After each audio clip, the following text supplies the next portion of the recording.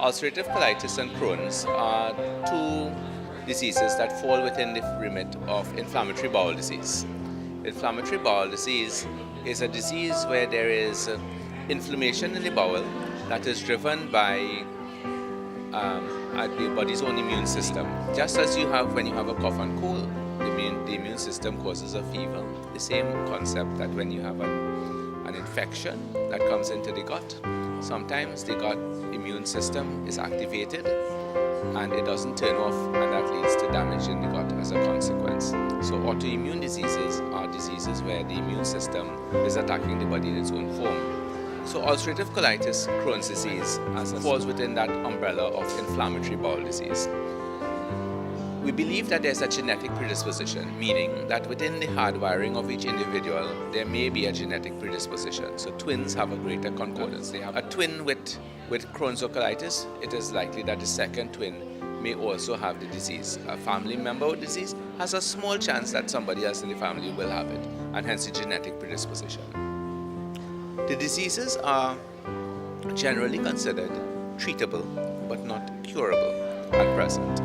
Therefore, medications taken regularly will control the disease. There are many different medications that can be used, and the medication that is dependent on your response and the severity of the disease.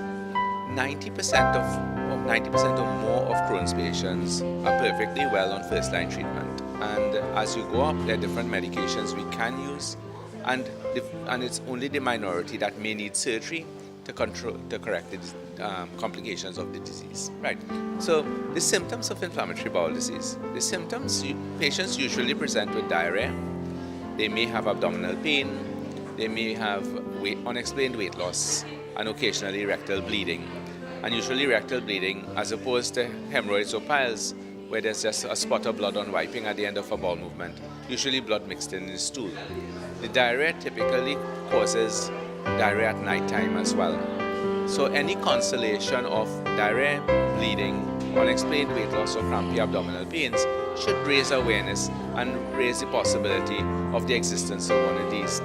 Occasionally patients with perianal disease low into the bottom, may present with perianal abscesses, which are painful sore areas with infection, or fistulas where there's a persistent leak around the skin, around the anal area. Each group, there's no specific group of people that is affected, although it tends to occur more commonly in teenage and in the early 20s. Young kids can be affected, and how they're managed is somewhat different from how you'd manage the adult population. Right, so hi, my name is Dr. Bihari. I am one of the gastroenterology doctors at the GI Clinic in San Fernando General Hospital. So just a little bit about inflammatory bowel disease. Is a disease of the lining of the bowel. There are generally two types. One is called ulcerative colitis, which affects the large bowel, and one is Crohn's disease, which could affect anywhere in the GI tract, from the mouth to the rectum. It's typically in this country has been quite undiagnosed, so a lot of people don't know they have it until quite late. But with more GI doctors and specialized tests like endoscopy available now, people are being diagnosed earlier. And symptoms that they should look out for include bloody diarrhea, rapid weight loss, any sort of blood in the stool, things like that, low blood count, so symptoms like that.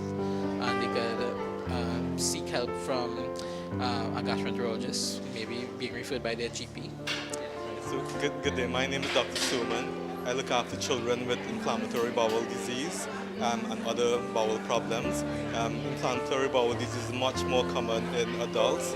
However, we do have a lot of children in Trinidad and Tobago with inflammatory bowel disease. The youngest child I have is just over the age of 2 years with inflammatory bowel disease. He was quite unwell initially and now doing very well.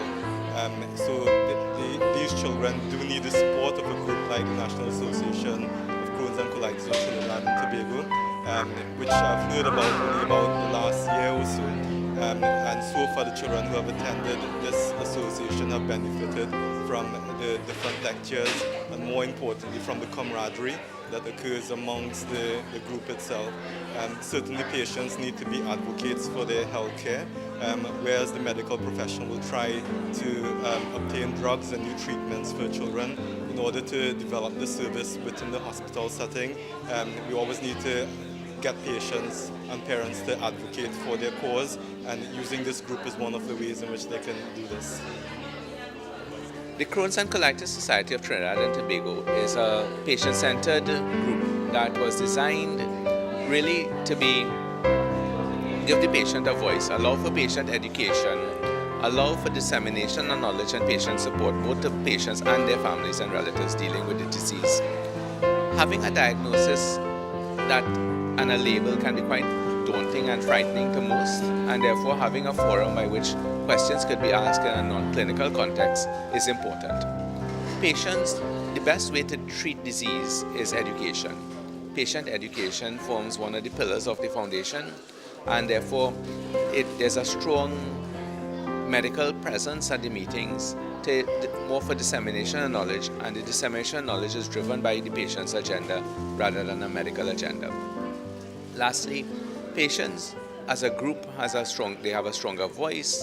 They are able to, in time, to influence government policy, influence drug prescribing committees and bodies, and allow for better availability of medications, better access to services, and allow for better control of a disease that does affect their lives, but should not affect their lives in a negative fashion.